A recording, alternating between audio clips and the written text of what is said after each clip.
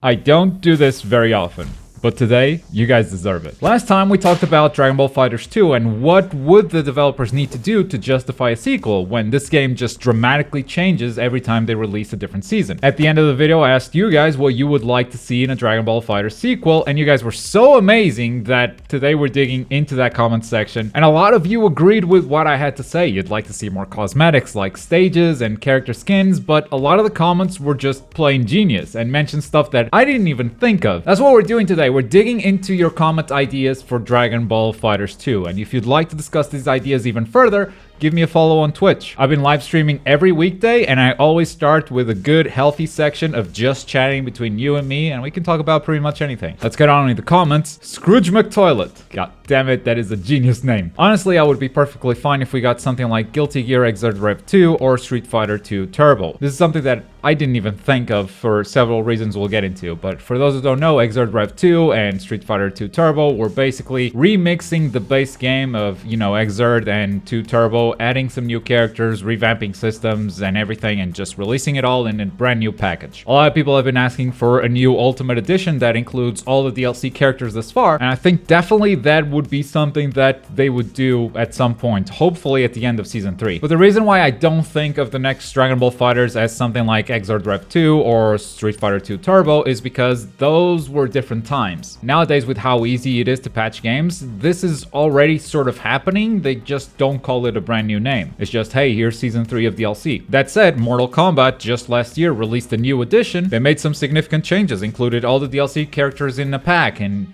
just re-released it on the store. I honestly don't see that as a new fighter sequel, and they may include some of the stuff that we talked about in the last video, but not all of them, and definitely not enough to justify a Dragon Ball FighterZ 2. The topic of that video was definitely, hey, if they made a sequel, what would it take? George Maruso says, what if Spark was a combo breaker mechanic so the opponent is coming you, and you can spend your sparking to break that combo? How cool would that be? Arxis has definitely done this previously, and is doing it again with every Guilty Gear game pretty much. It's called a Burst. Burst makes your character blow up, which takes the opponent off of you even when you're getting comboed, and it's usually something that you can only use once per match. If they pair that up with Sparking Blast, I mean, the Spark meta would become very different for sure. I think that is not a bad idea. I think it would kill a lot of Touch of Death combos because, you 2H someone, you Spark, but if the opponent still has Sparking Blast, well, he's gonna break out of that. Lord Knight actually released a video very recently talking about this very same topic and how it's kind of a bummer that you cannot do anything while you're getting hit. I would love to be able to have an option because I made a mistake, but now I'm just getting comboed, once per match, give me an out. At the same time, it's okay that Dragon Ball FighterZ doesn't have it. It actually doesn't need it. Would it be a nice addition? I honestly don't know.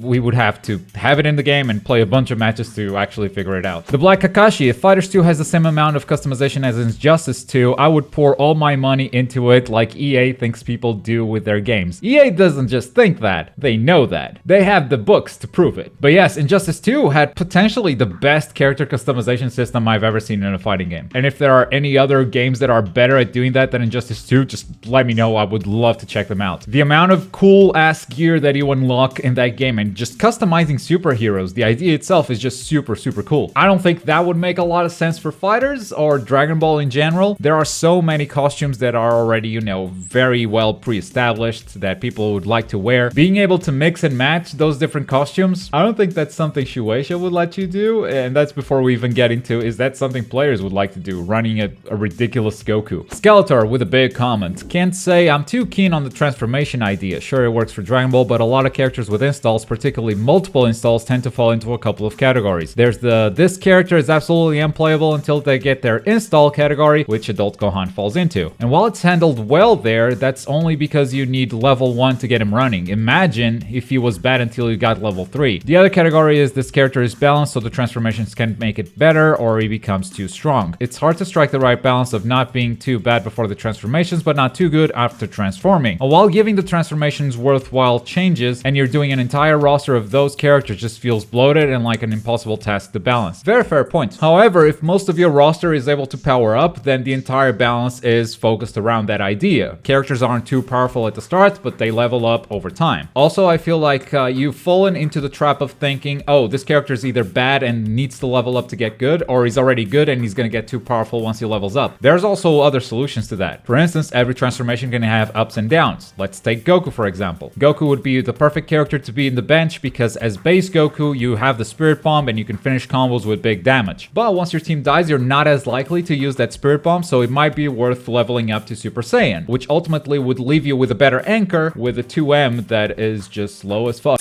And then for his level 3, you can definitely have it be a high risk, high reward type of install, because Super Saiyan 3 was always that transformation that drained Goku a lot. So you can totally have it like a temporary install, like Golden Frieza, or have it be a transformation that just drains your meter. So yeah, you're able to get a lot of damage, but you're not going to finish combos with supers. I think there are a lot of ways to go about it.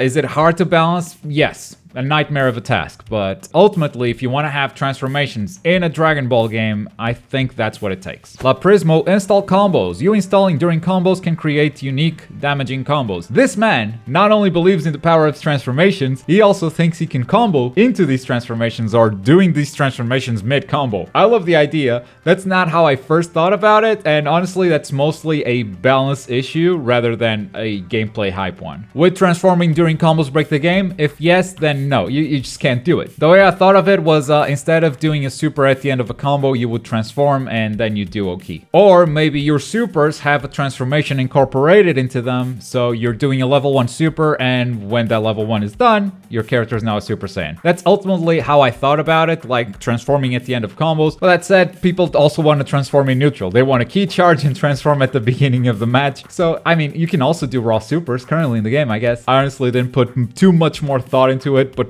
transforming mid-combo kind of sounds badass. Dean Brooks, I would like the sequel to have a good ground fighting. I feel this game focuses too much on air fighting, and in my opinion, that is boring as that is the only route you can go in order to win. Even MVC wasn't this bad. I don't think you're looking for a Dragon Ball FighterZ sequel. In fact, I don't think you should be playing Dragon Ball FighterZ at all if this bothers you so much. Dragon Ball is always going to have air fighting. It's always going to have super dashes. It's always going to have double jumps. You're always going to spend a bunch of time in the air because that is one of the core principles of Dragon Ball. If you really want more good ground-based fighting, I think you're gonna have to look somewhere else. Prime 2.0, turning off auto combos would be good. I thought about this a lot, dude. It's such a delicate balance. Auto combos are one of those things that make this game super easy to pick up. You cannot have Dragon Ball FighterZ or a Fighter sequel without auto combos. I feel like Dragon Ball has been the first game to do it right. That said, sometimes it's annoying to get hit by a random ass auto combo, isn't it? There are solutions to this. I think BB Tag did it really well, where if you're hitting your opponent, you can just smash the square button to throw an auto combo. But if you're not hitting your opponent, the auto combo doesn't come off. You just repeat the light attack over and over again. It doesn't come out. Recently, I've been playing a lot of Super Naruto, as you guys might have noticed, and most characters in that game, they can do 2 attacks on whiff. So if you mash the attack button, they do 2 attacks and stop. Honestly, I think this would be the way for Dragon Ball FighterZ, because currently you have a lot of cool combos that just whiff the first attack of the auto combo after a vanish, for instance. You whiff the first light, you hit with the second, you got a badass extension. But in neutral, just smashing the auto combo would maybe not do the full thing. Characters would just do the first 2 hits and then stop. I think that would be a very positive change that wouldn't break FighterZ in any way. Janky, they better call it something like Dragon Ball Hypers or Warriors instead of FighterZ 2. By the way, I've seen a lot of comments telling me to play Hyper Dragon Ball Z.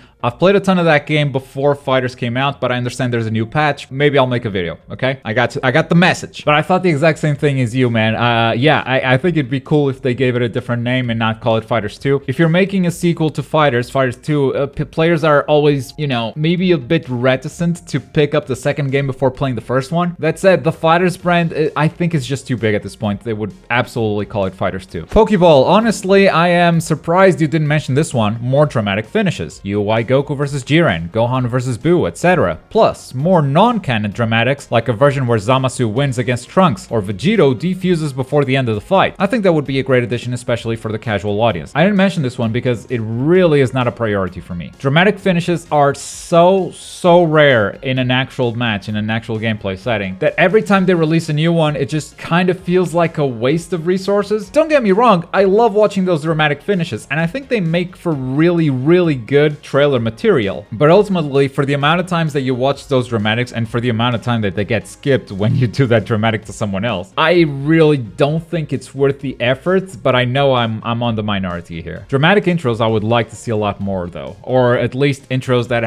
have the characters actually interacting with each other and not just saying different voice lines. I guess those are dramatic intros. Character skins aren't happening, I'm telling you right now. The only reason Elfet has a skin is because they already had everything done for it, so it was more of a bonus. ArcSys isn't the type of company to add skins to a game, but maybe they will. I'm quite sure they won't if their other games don't have skins like DNF Duel and Guilty Gear Strive. ArcSys has said in the past repeatedly they don't do skins because they are a lot of work and they would rather spend that time working on characters. What I think people don't understand is that the ArcSys that said that was the ArcSys that released BlazBlue, Guilty Gear, and not the ArcSys that released Dragon Ball FighterZ, their biggest game to date. If a FighterZ 2 got approved, it would have a much bigger budget than any Guilty Gear or any BlazBlue they ever made. So much bigger, in fact, they could hire an entire team just to work on skins. I think that difference is something important to keep in mind. That said, I don't think Strive will have skins. DNF Duel, I kind of don't know what the deal there is. DNF is a huge game apparently, so maybe they're getting a huge amount of money for it. Maybe it'll have skins, maybe not. But regardless of that, independently, completely unrelated, FighterZ 2 having skins would be an absolute moneymaker for Bandai and for ArcSys. And ArcSys having said that stuff in the past, I think that's the mindset of a developer that was working on very niche games. And it's just not that company anymore. Moji Miyabo boy, Beam Clash. It really needs to be added as a feature. I got this comment so much. It wasn't just from this dude. There are so many people asking for beam clashes, and I really disagree. I get the idea behind it. I also thought, you know,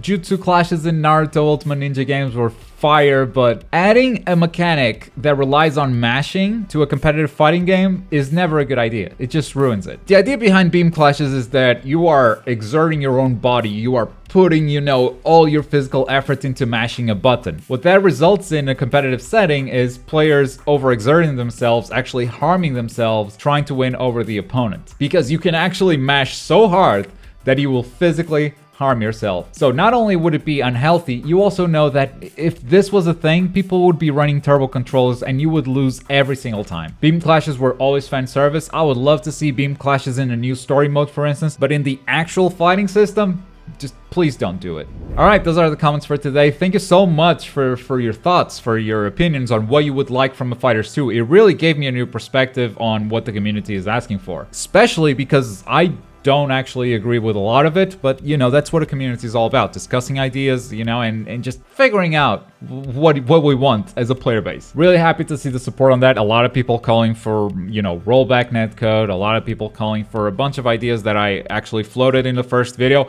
but a lot of unique ideas too. And don't forget, if you want to talk further about this topic or any other topics in anime games, make sure to follow me on Twitch. I'm streaming every weekday in 2021. That's the goal. And as always, thank you very much for watching. My name is Globku, and I'll see you next time. Bye.